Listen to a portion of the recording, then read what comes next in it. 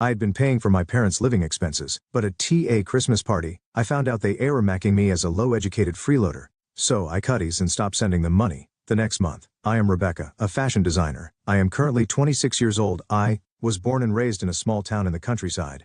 I lived there with my grandparents, my parents, and Ashley, my sister, who is 7 years younger than me. Ashley was very much adored, and the family's attention was always on her. As a result, her opinions and whims were often prioritized, and I became accustomed to being overlooked. In the background, there was a noticeable difference in how our parents treated us.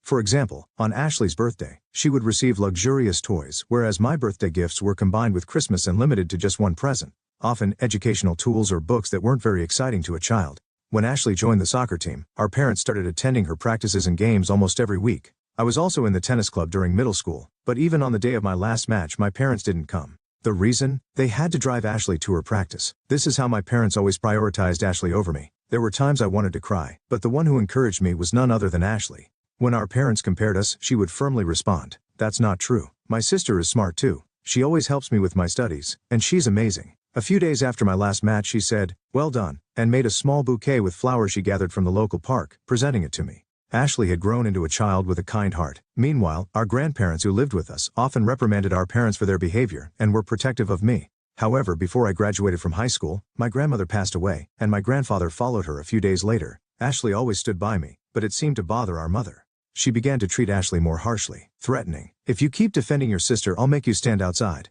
It was during the cold winter months when the snow began to fall.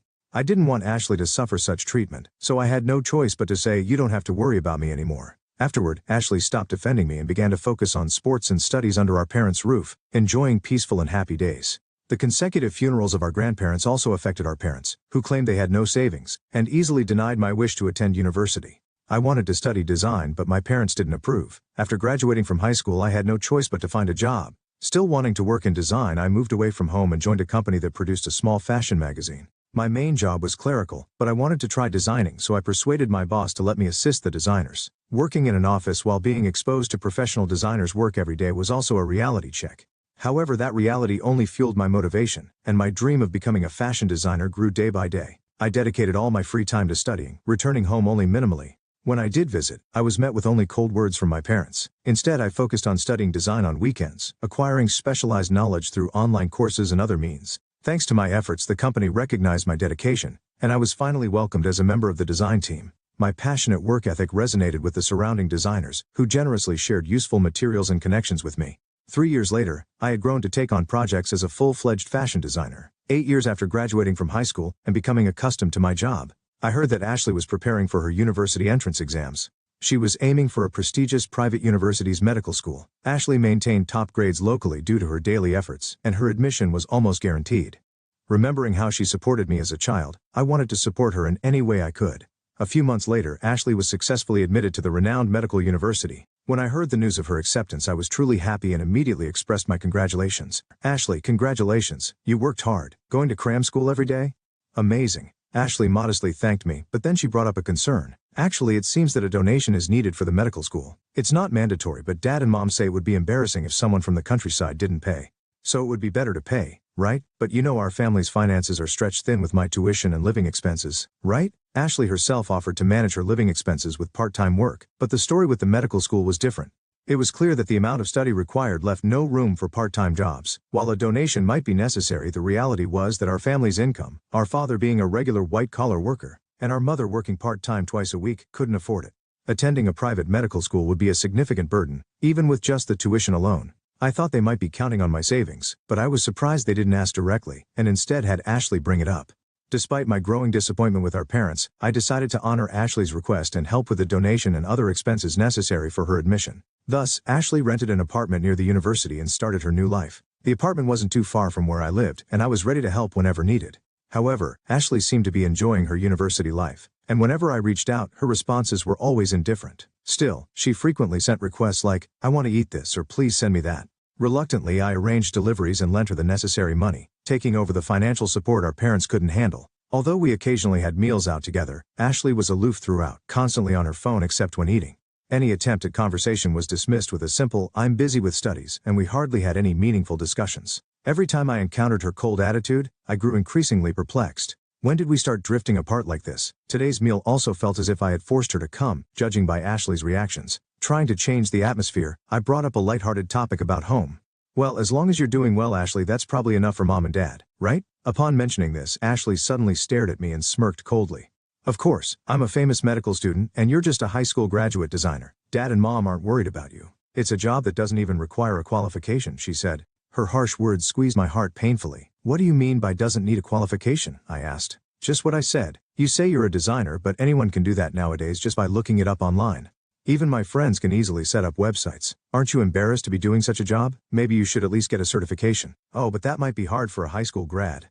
I've worked hard to get where I am in my job. How can you belittle me like this, Ashley? What happened to you? I said, my voice shaking. Ashley glared at me with irritation and clicked her tongue. Mom and Dad say it every day. They say that I'm outstanding, getting into a prestigious medical school, but it's embarrassing that their eldest is just a high school grad. They say the future doctor should take care of her sister so she doesn't get any more jealous. That's why I reluctantly contact you and dine with you. Those words revived memories from our childhood. Our parents had always compared us. Ashley is smart and reliable, while Rebecca is clumsy, stupid, and useless, they would say directly to my face. Those memories stabbed at my heart and I felt suffocated, dizzy from the shock. I lowered my head to endure the pain. Thinking I was crying, Ashley snorted softly and said, "Well, I'll be going ahead then," and quickly left the table. With her new life at university, Ashley had become a completely different person. Our parents' constant praise saying, "Ashley's peers are all geniuses unlike anyone seen locally," must have inflated her confidence even more. Additionally, the daily accolades from our parents saying, "Ashley is truly a genius, you will be a great doctor in the future," must have encouraged her attitude further. In the shadows of that, the demeaning remarks about me were repeated. Our parents' attitudes must have influenced Ashley to some extent. At year's end, I planned to reserve a dinner at a local restaurant to celebrate my raise. When I mentioned it to our parents, they said, "Bring Ashley home with you," and I reluctantly agreed to go home with her. Ashley seemed busy with studies and training as this was her first time returning home in a while. Perhaps because of that, from the moment she arrived, our parents nearly ignored me, focusing solely on her. At night, they gathered neighbors, relatives, and even Ashley's former classmates who remained locally. A lavish spread of dishes was laid out with ordered pizzas and a barbecue in the garden, and a grand party began. Just as I was about to address the real reason for the party by taking the microphone, my mother grabbed it and started saying, "Today, we are here to announce that Ashley has been accepted into medical school and will become a respectable doctor in the future." This party was planned to celebrate my promotion. Shocked by my mother's words, I tried to correct the story, but my father stopped me. Then Ashley, energized by the gathered crowd, began boasting aloud. "My mother wants me to come home more, but I'm studying at a prestigious private university and moreover in the medical department. So you must understand it's not easy for me to just come home. In medical school, we often need to cooperate as a team, not just individually. So if I alone return home, it causes trouble for others. Everyone asks me for help when they don't understand something, and it's a bit overwhelming." I quietly slipped away into the kitchen, pretending to prepare the stew. However, Ashley's boastful words still reached my ears. While it was inevitable that our parents and relatives would praise Ashley, it must have been painful for the neighbors and former classmates to hear her boasting. As Ashley's monologue continued one-sidedly, a neighbor, tired of listening, took the opportunity when I brought some drinks to strike up a conversation. "By the way, Rebecca, you're working hard in design, aren't you?" But Ashley and her parents immediately shook their heads and denied it. "She's trying sort of, but not much can be expected. It's embarrassing that Rebecca is just a high school graduate. She's so different from Ashley," my mother said with a hint of disdain. My father agreed, nodding.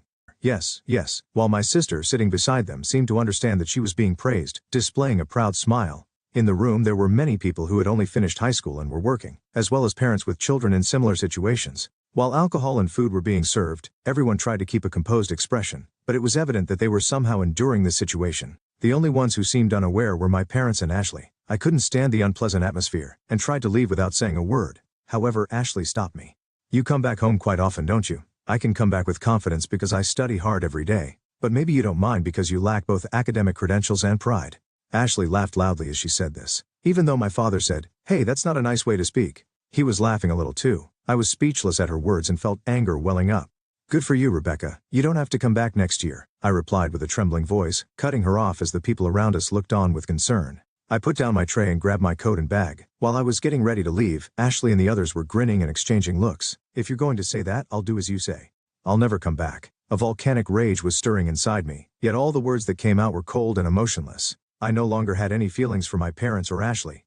When I spat out those words, the three family members waved cheerfully. "Don't ever come back." On the way to the bus station, I was desperately suppressing the urge to scream. Returning home had always been painful. When I was aspiring to be a fashion designer, I hardly went home, using my studies as an excuse. But as I grew as a professional, I struggled with the inescapable bond between parent and child. Ashley is much younger, and still a student. It might not be easy for her to understand the hardships I faced since entering the workforce. However, my parents must have worked to some extent to raise 2 children. Yet, because Ashley was academically gifted, they continue to praise her as a genius while demeaning me. Their childish words still echoed in my mind. While I felt anger, I also felt a deep disappointment squeezing my heart. If I valued my work, I couldn't continue such a relationship even if they were family. I was appalled by Ashley's terrible behavior, but it prompted me to decide to completely cut off my relationship with my parents. Several months after making this decision as a new academic year was about to start, I received a sudden call from Ashley. She had not contacted me at all since then. She also sent multiple messages saying, "Please answer the phone." Reluctantly, I picked up.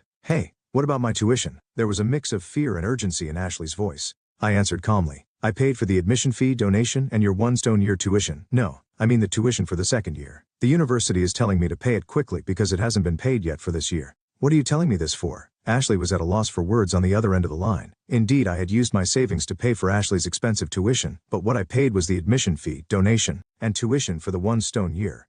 As a result, my savings had decreased significantly, and I had planned to make further payments gradually, so the tuition for the following years was, of course, still unpaid. After treating me so coldly, as if we had cut ties, to ask me for tuition was shocking. The only thing I was asked to help with was the donation, wasn't it? I only assisted with the tuition because I was being overly helpful. Didn't mom and dad allow you to go to a private university because they could afford the tuition, unlike when I was your age? Or did you apply without thinking about the money? That's not true, but living expenses and travel costs are quite hard because many of my classmates are wealthy, and I have those social obligations too. My parents helped with that, but they said they couldn't afford the tuition and told me to ask you. The reason I had financial flexibility was significant. I had switched to a major design firm to further advance my career in fashion design. Having established a certain level of success, my salary had increased dramatically. Moreover, because I was so busy with work, my salary and bonuses were accumulating rapidly. I had told my parents about the job change, so they probably thought from the beginning that with my help, they could pay for Ashley's tuition. Furthermore, they probably assumed I could also help with the tuition because they knew about the donation, so the savings originally meant for Ashley's leisure and wasteful spending had disappeared.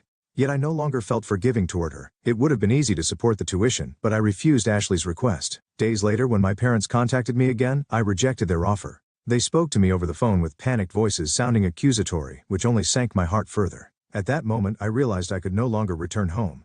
They were only counting on my money, not truly wanting my support as a family member. There was no reason to be exploited for my savings without any discussion. Ashley called me almost every day, crying over the phone. If there had been even one sincere apology, I might have reconsidered. However, her words were always, "Please pay for my tuition. If this continues, I'll be expelled. I'm doing scholarships and part-time jobs, but it's not enough at all. What do you think everyone will think if a student as excellent as me gets expelled?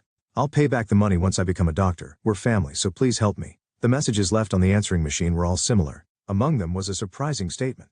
"If you're worried about not being able to come home, I'll tell them that too." After backing up these messages, I immediately deleted them from my smartphone. Then I sent a message to my sister and decided to completely block her contact. I think people who look down on others should not become doctors. Thus, I cut off contact with my family and welcomed a new spring.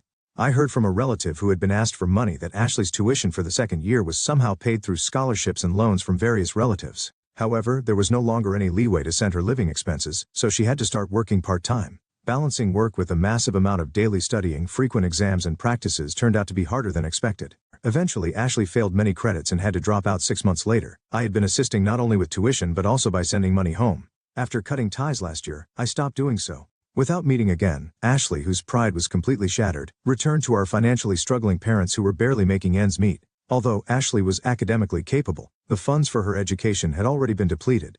Nonetheless, she didn't look for work locally. Instead, she spent her days playing games and venting her anger and isolation. I heard from a neighbor that voices arguing could be heard from the house at night. Since our parents had always doted on Ashley, they seemed unable to stand up to her. When I saw my parents in the neighborhood, they always looked exhausted. People around them avoided contact and hardly ever spoke to them. One day, perhaps due to excessive stress, my father caused an unexpected incident on the train during his commute. He made inappropriate contact with a woman standing next to him, was noticed by other passengers, detained on the spot and arrested by the police. Fortunately, a settlement was reached, and it did not turn into a criminal case. However, due to this incident, my father was forced to resign from his job. My mother started looking for work, but having only part-time experience, she was unable to find a stable job that provided a steady income. My parents tried to contact me and even attempted to reach out through relatives, but it didn't go well. The content they asked the intermediaries to convey was reportedly intimidating. The relatives understood there were issues with my parents and told them, leave it to us, but eventually began ignoring their messages altogether. As a result, my connections with my family gradually faded, and I was finally able to regain a peaceful daily life. From what I've heard from relatives, there are bad rumors about Ashley, who is now reclusive, and my unemployed father, who looks frightening, causing them to be avoided by those around them. My mother, feeling overwhelmed by the situation, has disappeared without a trace, and I can no longer get in touch with her. The remaining two, without any source of income, seem to be living almost like homeless people. If there had been a warm relationship with the neighbors, it might have been somewhat comforting. However, given their previous attitudes, it's difficult for them to gain understanding from those around them. Meanwhile, I am successfully building my career in the design industry. Recently, I've been selected to participate in high-profile projects, marking a significant step up. This has prompted me to finally launch a plan I've been considering for a while. That plan is to take university entrance exams. Since my finances have been improving smoothly, I intend to tackle this challenge once my current project is completed. Looking to the future, I'm also considering starting my own business. I want to deepen my knowledge not only in design, but also in management. I'm thrilled about this new challenge.